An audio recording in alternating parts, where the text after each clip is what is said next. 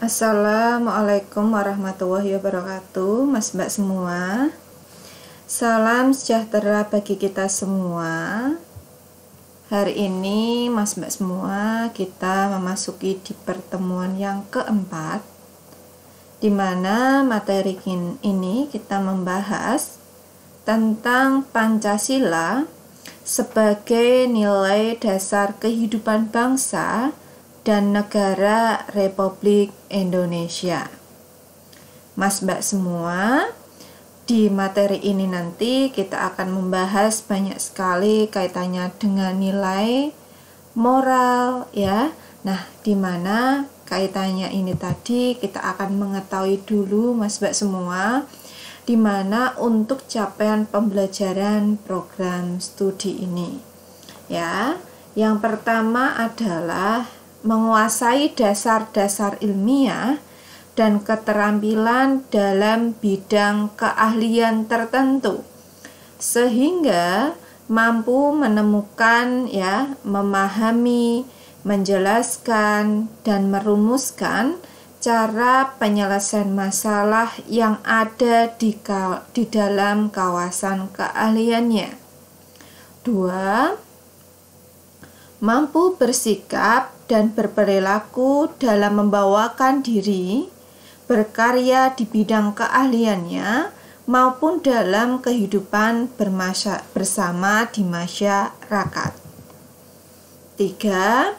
Mampu menerapkan ilmu pengetahuan dan keterampilan yang dimilikinya sesuai dengan bidang keahliannya dalam kegiatan produktif dan pelayanan kepada masyarakat dengan sikap dan perilaku yang sesuai dengan tata kehidupan bersama. 4. Mampu mengikuti perkembangan ilmu pengetahuan, teknologi, dan kesenian yang merupakan keahliannya. 5. Mampu mengembangkan profesinya sesuai dengan perkembangan ilmu pengetahuan dan teknologi. Nah, kita akan mengetahui dari capaian pembelajaran mata kuliah. 1. Menampilkan karakter yang mencerminkan penghayatan, pemahaman dan pengamalan nilai dan moral Pancasila secara personal dan sosial. 2. Memiliki komitmen konstitusional yang ditopang oleh sikap positif dan pemahaman utuh tentang Undang-Undang Dasar Negara Republik Indonesia tahun 1945. 3. Berpikir secara kritis, rasional, dan kreatif, serta memiliki semangat kebangsaan serta cinta tanah air yang dijiwai oleh nilai-nilai Pancasila, Undang-Undang Dasar Negara Republik Indonesia tahun 1945, semangat Bhinneka Tunggal Ika, dan komitmen negara kesatuan Republik Indonesia. 4.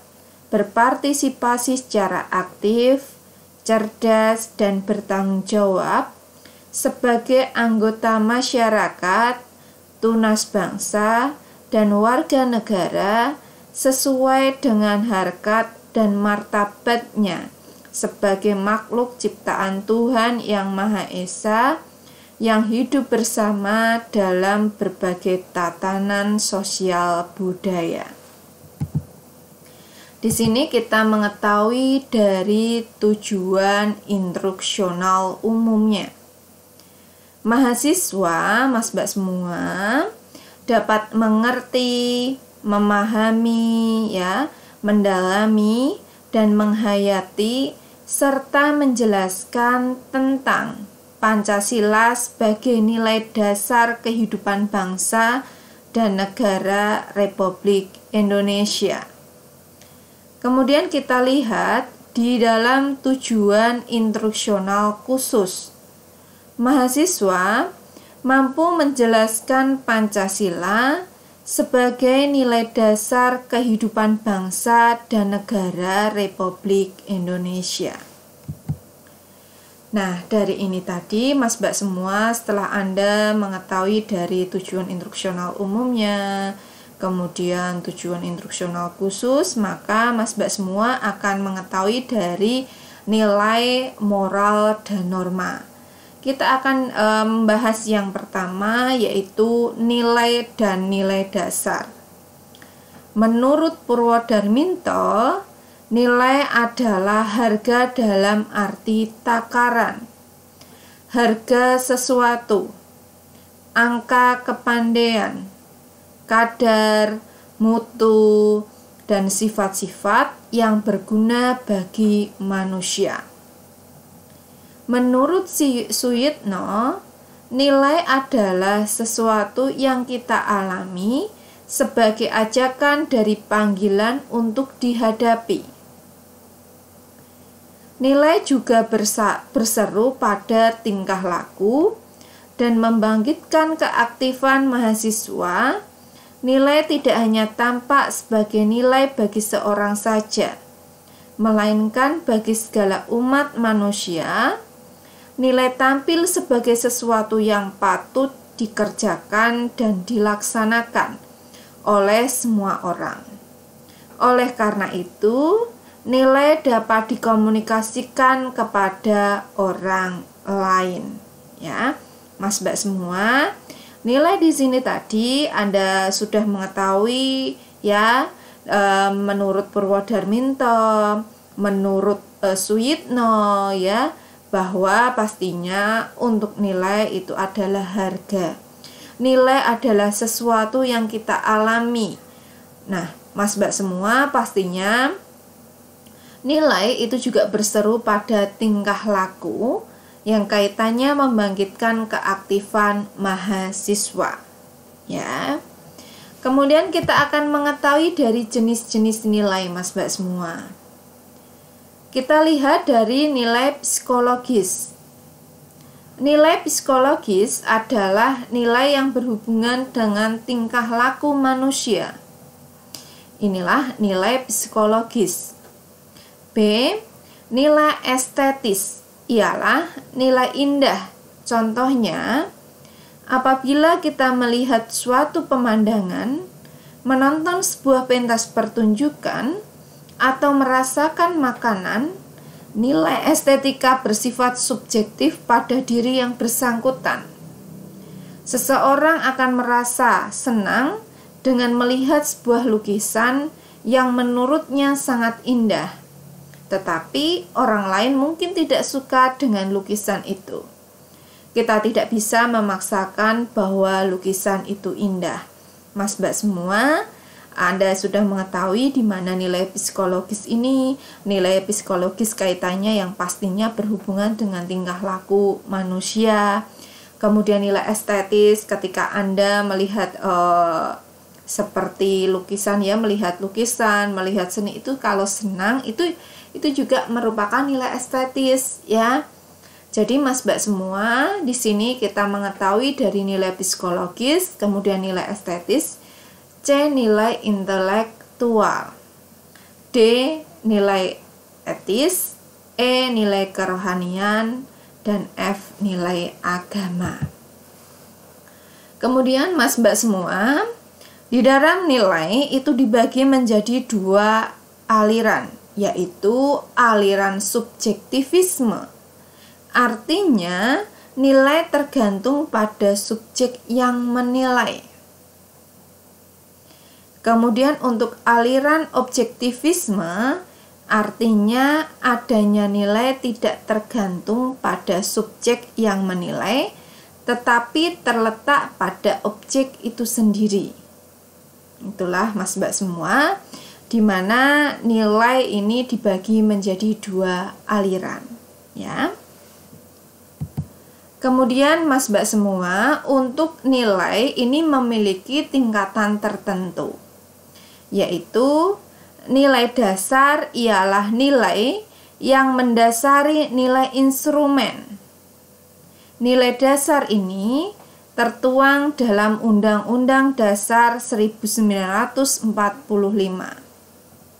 Nilai ini sifatnya sangat fundamental, artinya nilai dasar Pancasila keberadaannya tidak bisa ditawar-tawar dan harus diyakini kebenarannya.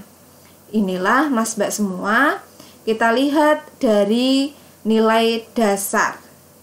Nilai dasar ini adalah Pancasila karena nilainya ya tidak bisa ditawar-tawar dan pasti harus diyakini kebenarannya dan tidak memihak kepada satu pihak, tetapi di situ bisa digunakan oleh orang banyak ya dan diterapkan oleh orang banyak seperti itu.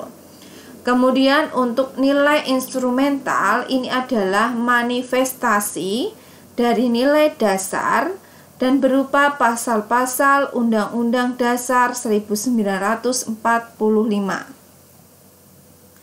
Peraturan perundang-undangan, ketetapan dan peraturan lain yang berfungsi sebagai pedoman, kaidah, petunjuk kepada masyarakat untuk menaatinya.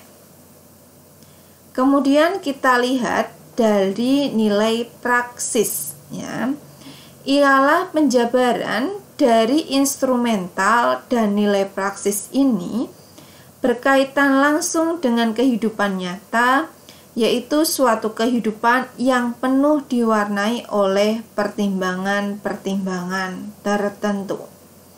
Mas Mbak semua, di sini Anda sudah mengetahui ya dari nilai dasar, nilai instrumental, kemudian nilai praksis, bahwa di dalam nilai dasar itu saya ulangi lagi, di situ artinya nilai dasar adalah Pancasila. Kemudian untuk instrumental di sini pastinya Mas Mbak semua mengetahui di dalam dasar dan berupa pasal ya, di dalam nilai dasar ya itu ada pasal Undang-Undang Dasar 1945. Dan pastinya untuk petunjuk ini kepada masyarakat untuk menaatinya. Semua masyarakat Indonesia harus menaatinya. Kemudian kita lihat di dalam nilai praksis, ini kita lihat bahwa kehidupan nyata itu adalah suatu kehidupan yang penuh diwarnai oleh pertimbangan-pertimbangan tertentu. Setelah kita membahas ya, mengetahui tentang nilai, yaitu kemudian kita mengetahui yaitu yang kedua adalah moral. Secara etimologis, kata moral berasal dari kata mos yang berarti cara, adat istiadat atau kebiasaan. Sedangkan jamaknya adalah mores. Dalam bahasa Arab, moral berarti budi pekerti, sama dengan pengertian akhlak. Sedangkan dalam konsep Indonesia, moral berarti kesusilaan. Mas Mbak semua, ketika kita mengetahui kata moral, ya, kata moral itu adalah adat istiadat atau kebiasaan. Kemudian kita lihat bahwa moral ini juga merupakan budi pekerti, sama dengan pengertian akhlak. Maka ketika kita mengetahui si A ini adalah akhlaknya baik, budi pekertinya baik, karena kita sudah mengetahui bahwa moral yang diterapkan ya di negara kita pastinya untuk kebaikan masyarakat Indonesia. Maka konsep di Indonesia, Mas Mbak semua, di sini kita mengetahui bahwa konsep Indonesia moral ini adalah kesusilaan, susila ya, kesusilaan. Bahwa di dalam kehidupan sehari-hari itu kita moral itu harus kita jaga ya, akhlak kita jaga, karena pastinya yang dinilai di dalam masyarakat berbangsa dan bernegara adalah dari budi pekerti ya, kemudian akhlak, itu semuanya satu kesatuan. Artinya ketika budi pekertinya kurang baik, pasti akhlaknya kurang baik. Nah, Mas Mbak semua, di sini ada Anda sudah mengetahui bahwa moral ini berarti juga budi pekerti, dan akhlak pun ini adalah juga budi pekerti yang pastinya diarahkan untuk kebaikan ya. Kemudian menurut Diyarkara, moral atau kesusilaan adalah nilai yang sebenarnya. Dengan kata lain, moral atau kesusilaan adalah kesempurnaan sebagai manusia, atau kesusilaan adalah tuntutan kodrat manusia. Mas Mbak semua, dimana kita sebagai manusia itu adalah kodrat manusia, itu adalah kaitannya dengan kesusilaan, kaitannya dengan akhlak ya. Karena menurut Diyarkara, moral atau kesusilaan ini adalah nilai yang sebenarnya. Nilai yang sebenarnya kita itu benar-benar ya berada di dalam masyarakat yang harus baik dan pastinya berperilaku kemudian berakhlak baik ya. Semua harus baik, kaitannya moral ya, kaitannya dengan akhlak itu harus baik. Kemudian kita mengetahui maka Mas Mbak semua, dengan demikian moral atau kesusilaan adalah keseluruhan norma yang mengatur tingkah laku manusia di masyarakat untuk melaksanakan perbuatan-perbuatan yang baik dan benar. Mas Mbak semua, di sini kita mengetahui dari Diyarkara ya, Diyarkara bahwa moral atau kesusilaan ini adalah keseluruhan norma yang pastinya mengatur tingkah laku manusia di masyarakat. Jadi Mas Mbak semua, tingkah laku kita di dalam masyarakat itu harus diatur ya, harus diatur dari moral kita, akhlak kita ya, itu harus diatur. Karena pastinya untuk mengatur di dalam masyarakat ini kita harus mempunyai norma ya, harus punya norma yang berlaku di masyarakat. Kemudian setelah kita mengetahui Mas Mbak semua kaitannya mengatur tingkah laku manusia di masyarakat, pastinya untuk melaksanakan perbuatan-perbuatan yang baik dan benar, kita diarahkan, kita harus Mas Mbak semua, kita diatur kemudian diarahkan untuk yang baik dan benar. Karena di masyarakat adanya norma yang berada di dalam masyarakat untuk mengatur kita biar kehidupan kita di masyarakat itu harus baik dan benar, seperti itu ya. Kemudian yang ketiga adalah norma. Setelah kita mengetahui nilai, kemudian yang kedua adalah moral, tiga adalah norma. Selama kita hidup di dunia, ribuan norma ditawarkan atau diperkenalkan kepada kita. Bahkan mungkin ada juga beberapa norma yang agak dipaksakan kepada kita. Norma itu dapat berasal dari orang tua kita, yang tentu tidak lepas dari norma yang warisi dari kakek dan nenek kita. Norma dapat juga berasal dari lingkungan yang lebih luas, seperti masyarakat setempat, sekolah, umat beragama, pemerintah daerah, kemudian negara, dan peserta media massa lainnya. Mas Mbak semua, di dalam norma ini kita mengetahui bahwa sebenarnya itu banyak norma, ribuan norma itu diperkenalkan kepada kita. Akan tetapi Mas Mbak semua, kita juga diwarisi juga dari nenek kakek kita. Nah, dari nenek kakek kita ini, maka norma yang berasal dari lingkungan itu sangat luas sekali. Ya, kita lihat Mas Mbak semua bahwa sejak masih kecil kita belajar norma dari orang tua. Ketika Mas Mbak semua masih kecil itu belajar norma itu dari orang tua.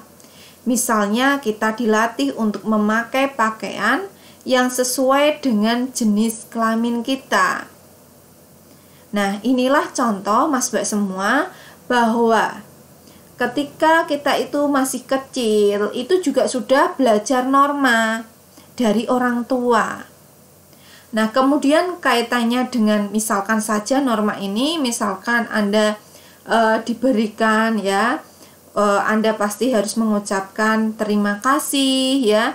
Anda mengucapkan terima kasih bila menerima sesuatu yang berharga dari orang lain ya. Inilah Mas Mbak semua yang Anda ketahui bahwa norma dari orang tua itu adalah pastinya Anda belajar dari kecil-kecil, dari sejak kecil itu Anda sudah diperkenalkan oleh norma ya, oleh norma.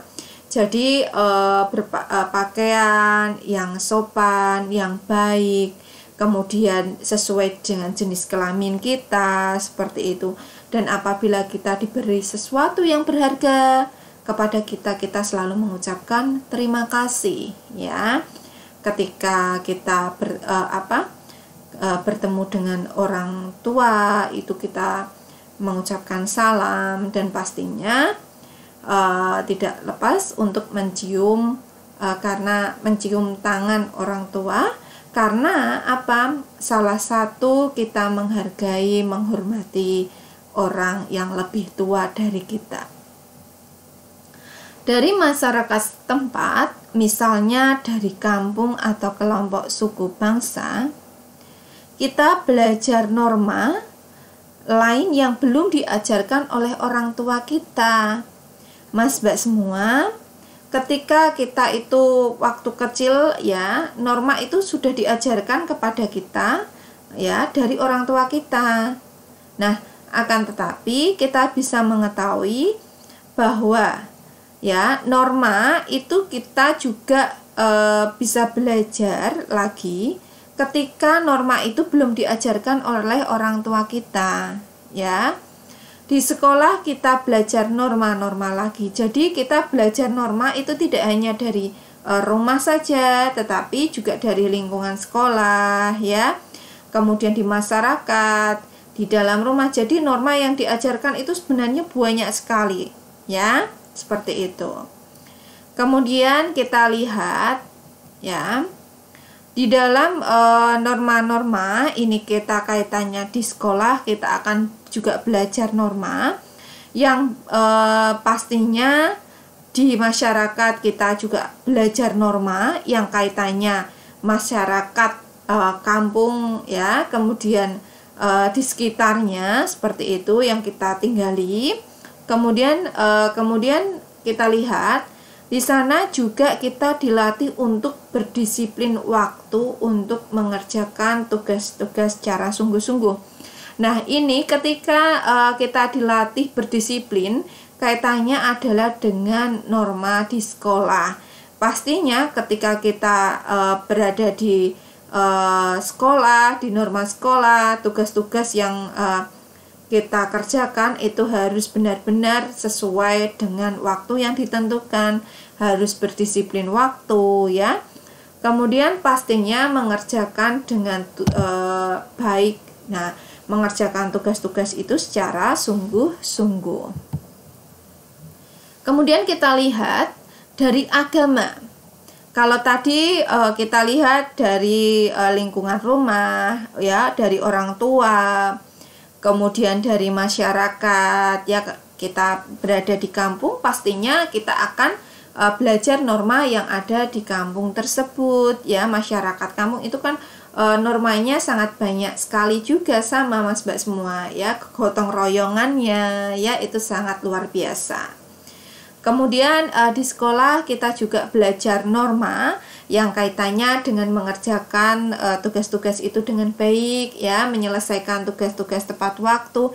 Itu juga kita belajar norma. Norma itu belajar di sekolah, kemudian juga ada yang di masyarakat, ada di rumah. Semua norma itu ditawarkan kepada kita, ya. Norma itu banyak sekali yang perlu kita pelajari seperti itu.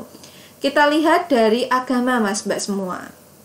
Kita memahami banyak norma yang khas agama maupun penggaris bawahan norma-norma yang sudah kita kenal dari orang tua, masyarakat, dan sekolah, ya.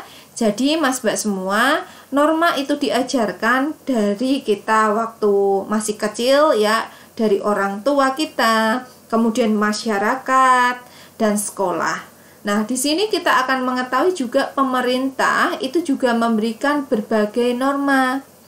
Norma-norma itu misalnya menyangkut kebersihan lingkungan, ya.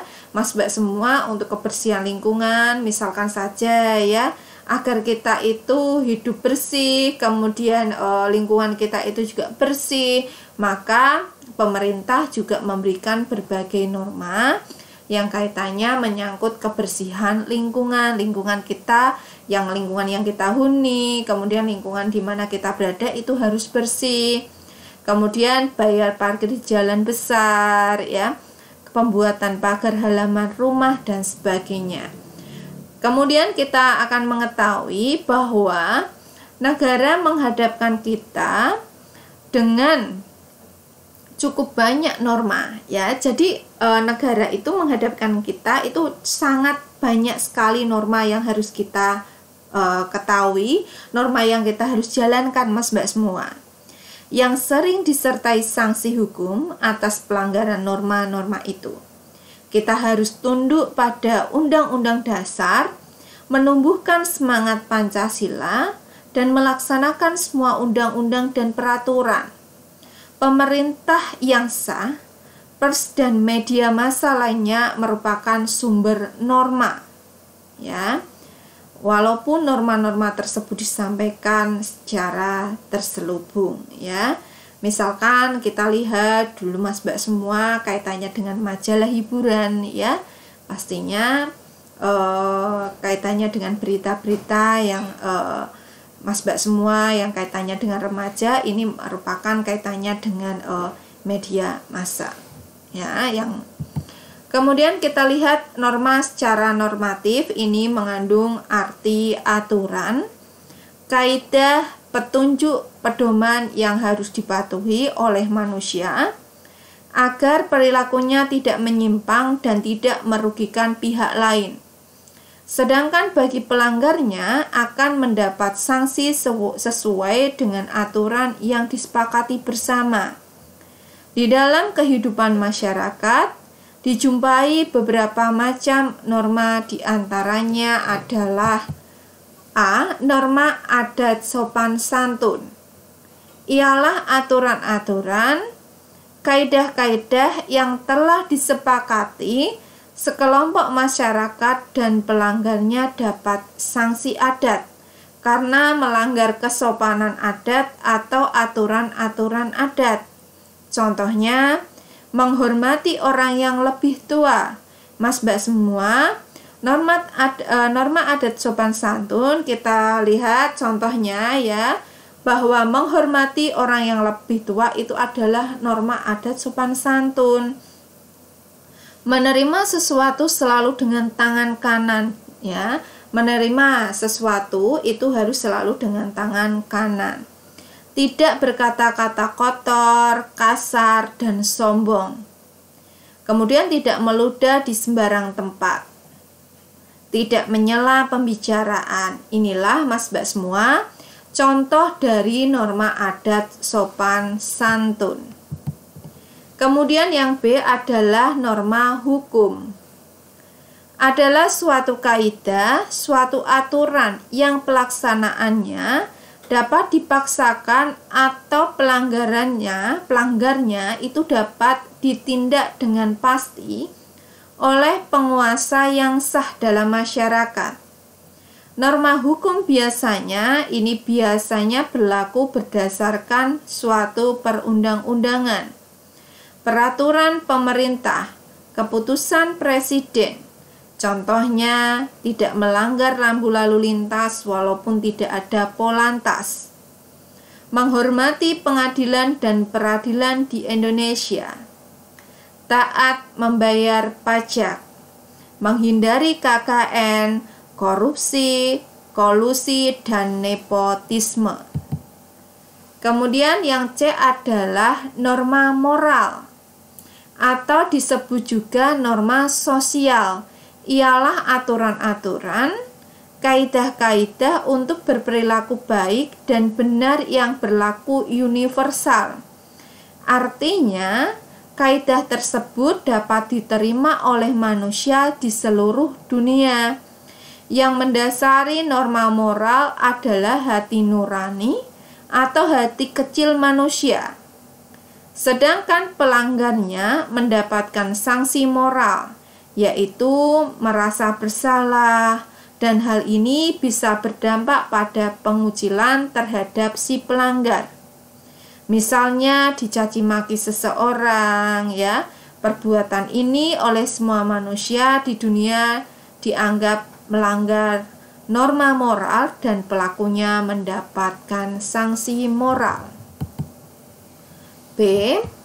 Pancasila ini sebagai nilai dasar dan makna yang terkandung di dalamnya. Pancasila sebagai pandangan hidup dan dasar negara membawa konsekuensi logis bahwa nilai-nilai Pancasila harus selalu dijadikan landasan pokok, landasan fundamental bagi pengaturan serta penyelenggaraan negara. Hal ini telah diusahakan dengan menjabarkan nilai-nilai Pancasila tersebut ke dalam peraturan perundang-undangan yang berlaku. Pengakuan Pancasila sebagai pandangan hidup bangsa Indonesia mengharuskan kita sebagai bangsa untuk mentransformasikan nilai-nilai Pancasila itu ke dalam sikap dan perilaku nyata, baik dalam perilaku hidup bermasyarakat, berbangsa, dan bernegara. 1. Nilai ketuhanan yang Maha Esa. Nilai ketuhanan yang Maha Esa mengandung arti keyakinan dan pengakuan yang diekspresikan dalam bentuk perbuatan terhadap Zat yang Maha Tunggal, tiada duanya, yang sempurna sebagai penyebab pertama. Nilai ketuhanan yang Maha Esa memberikan kebebasan kepada pemeluk agama sesuai dengan keyakinannya. Tak ada paksaan, dan antar penganut agama yang berbeda harus saling hormat menghormati dan bekerja sama. Penganut aliran kepercayaan terhadap Tuhan yang Maha Esa esensinya tidak kontradiktif dengan nilai-nilai dari nilai ketuhanan yang Maha Esa. Sejalan dengan pasal 29 Undang-Undang Dasar 1945 ayat 2 yang bunyinya, negara menjamin kemerdekaan tiap-tiap penduduk untuk memeluk agamanya masing-masing dan beribadah menurut agama dan kepercayaannya itu. 2 adalah nilai kemanusiaan yang adil dan beradab. Nilai kemanusiaan yang adil dan beradab mengandung makna kesadaran sikap dan perilaku yang sesuai dengan nilai moral dalam hidup bersama atas dasar tuntutan mutlak hati nurani dengan memperlakukan sesuatu hal sebagaimana mestinya. Manusia harus diakui dan diperlakukan sesuai dengan harkat dan martabatnya sebagai makhluk Tuhan yang Maha Esa, yang sama derajatnya, yang sama hak dan kewajiban asasinya. Perlu dikembangkan sikap saling mencintai sesama manusia, sikap tenggang rasa atau tepo sliro. 3. Nilai persatuan Indonesia. Nilai persatuan Indonesia mengandung arti usaha ke arah bersatu dalam kebulatan rakyat untuk membina nasionalisme dan dalam negara. Dalam nilai persatuan terkandung adanya perbedaan-perbedaan yang biasa terjadi di dalam kehidupan masyarakat dan bangsa, baik itu perbedaan bahasa, kebudayaan, adat istiadat, agama, maupun suku. Perbedaan itu tidak dijadikan untuk berselisih, tetapi justru menjadi daya tarik ke arah kerjasama yang sesuai dengan semboyan Bhinneka Tunggal Ika. 4. Nilai kerakyatan yang dipimpin oleh hikmat, kebijaksanaan dalam permusyawaratan perwakilan. Nilai sila keempat mengandung makna suatu pemerintahan rakyat dengan cara melalui badan-badan tertentu yang dalam menetapkan sesuatu peraturan ditempuh dengan jalan musyawarah untuk mufakat atas dasar kebenaran dari Tuhan dan putusan akal sesuai dengan rasa kemanusiaan yang memperhatikan dan mempertimbangkan kehendak rakyat untuk mencapai kebaikan hidup bersama. 5. Nilai keadilan sosial bagi seluruh rakyat Indonesia. Makna yang terkandung di dalam nilai-nilai sila kelima ini adalah sebagai berikut. Suatu tata masyarakat adil dan makmur, sejahtera lahiriah, batiniah, yang setiap warga negara mendapat segala sesuatu yang telah menjadi haknya, sesuai dengan esensi adil dan beradab. Dalam wujud pelaksanaannya adalah bahwa setiap warga negara itu harus mengembangkan sikap adil terhadap sesama, menjaga keseimbangan, keserasian, keselarasan antara hak dan kewajiban, serta menghormati hak-hak orang lain. Mas Mbak semua, silahkan Anda kerjakan ya. Jawablah pertanyaan-pertanyaan di bawah ini dengan baik dan benar. Yang pertama, jelaskan secara singkat nilai-nilai yang terkandung dalam Pancasila.